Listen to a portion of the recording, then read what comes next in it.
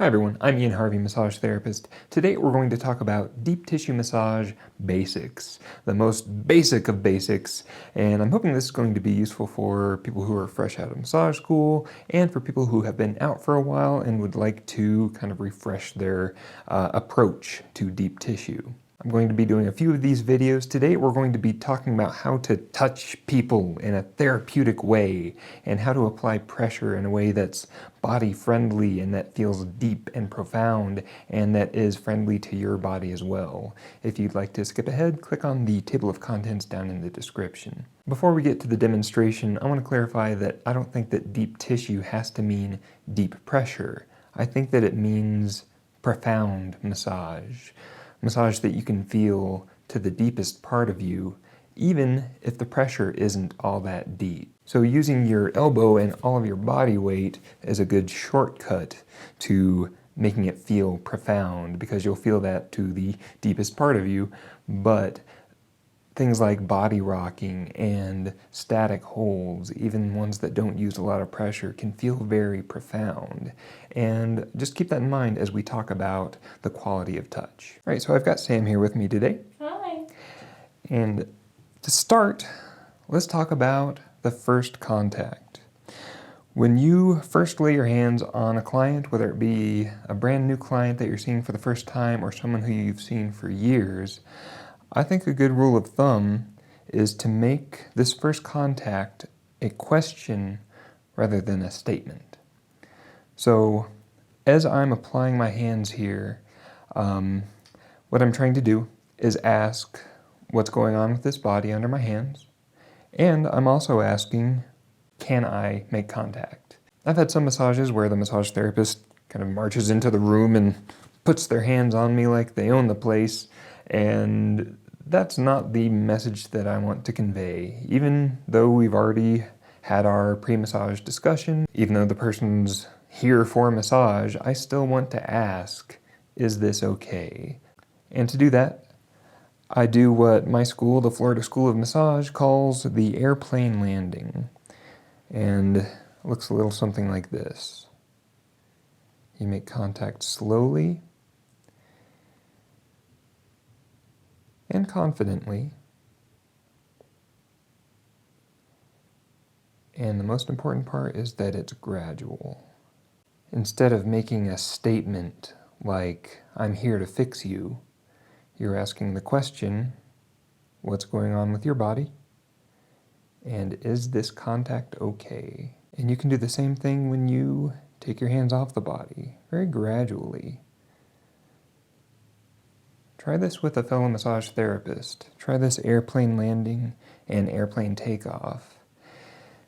And notice the difference between a more abrupt contact and that very gradual questioning contact. You'll find that there's a big difference in what's communicated. So now let's talk about the second contact, and the third, and the fifth, and the 10th. I still want to carry that same spirit forward of a question rather than a statement. Every time I make contact, I want it to be gradually.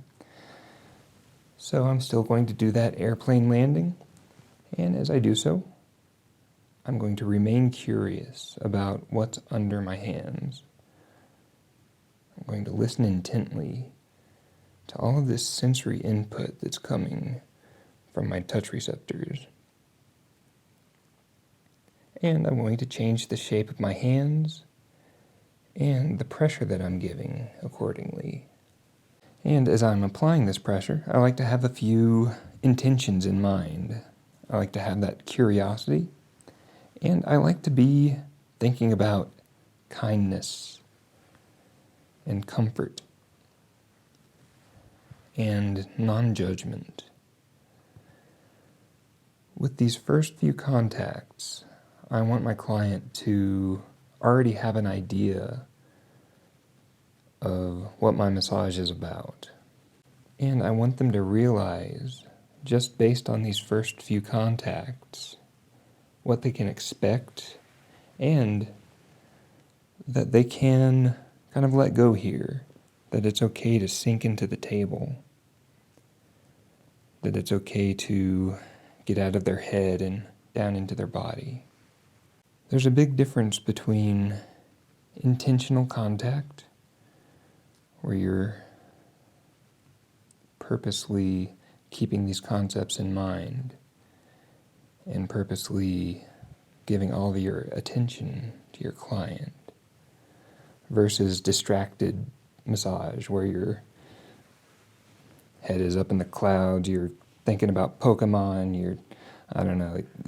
Anyway, if you're distracted, it comes across very differently on a nonverbal communication level, versus if you're giving that entire spotlight of attention to your client. And if you're a new massage therapist, this might seem difficult because you'll be thinking a lot about where your hands go next and what comes next in the routine, where your feet go. Just trust that that gets easier. Your cerebellum takes over part of that. And as that becomes more automatic, you can devote more of your resources to these other concepts. And even attending like this, even giving that spotlight of attention, that becomes easier as well. If you've ever done meditation, you know that those first few meditation sessions are kind of awful because your brain's all over the place and you're having to wrestle with it. But as you practice attending to your client, it's a skill and it becomes easier. So that all had to do with quality of touch. What does your touch feel like? But what about applying pressure? If we're doing a deep tissue massage, in many cases, I will want to be applying a substantial amount of pressure. And in my mind, there's two different ways of going about this, two contrasting styles. There's short and sharp, and there's long and strong. And these two are very different ways of applying that pressure. Now, this short and sharp style is something that I see a lot in massage therapists who are trying to achieve a goal. There's a piece of the anatomy that they think should be stripped out, so they get this laser-like focus on that piece of anatomy and they strip and strip and strip. And that can be fine if you do so mindfully. If you use these very fine tools in a mindful manner, that can be great in the context of a larger massage. But too much of that can start to feel grating to the nervous system, and worse, if you ask me, it kind of cuts the client up into pieces. And that's not what I want. I want the client to leave my office realizing how this shoulder connects to the back, how the low back connects to the hips, etc., etc. When I say long and strong, I mean long strokes, strokes that feel like they're a mile long, even if they're only, 2 feet in length, because of your intention and because of the speed that you're going at, how well you conform to the body. That stroke can feel longer than it is. And it connects the body together by going from far beyond the origin or the insertion. We're telling the client the story of their body. And we'll talk about that more in a future deep tissue video when we discuss how to work with the three-dimensional nature of the body. And let's talk about strong. That's as opposed to what feels like little fiddly movements that are coming from these smaller joints, your thumb joints, your wrist, your elbow, your shoulder, that can sometimes feel a little bit shaky or a little bit tentative. Instead, I want my massage strokes to feel confident. I want them to feel powerful. And to do that, I use my entire body to deliver these strokes. I use the movement of my stance. I sink into my stance. I move my entire body down the table as I travel. And I let gravity do this work.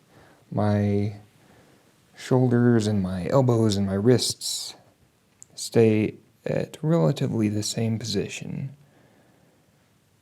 as I move. And what I want is for these to feel like a force of nature. I want them to feel like a crashing wave or a landslide. When you allow these moves to come from your stance and from gravity, you'll notice that they change the shape of the client's body. You'll see the rib cage move in relationship to the lumbar region and the hips. You'll see the ribs change shape. You'll see the shoulder slide up toward the neck. You'll see the body move. As I'm working up here, I want to see a little movement down at the feet. Not a lot, but just the occasional movement as the entire body rocks. There's something very comfortable about having your body moved for you, which we can access directly with a little bit of rocking, and less directly by changing the shape of this torso. So you can, of course, do techniques with these finer tools, with fingertips and thumbs, and with these metacarpophalangeal joints with your knuckles. Just do so mindfully. Realize that that can feel a little bit sharp, and if you do a good bit of this fine work, smooth it out every now and then, and reintegrate that part that you just worked on with those finer tools, reintegrate that with the rest of the body. So just be mindful of using those sharper tools and consider using a mother hand along with it. I'll have a whole video on this next week. If it's already next week, you can skip ahead to that by clicking in that little bubble.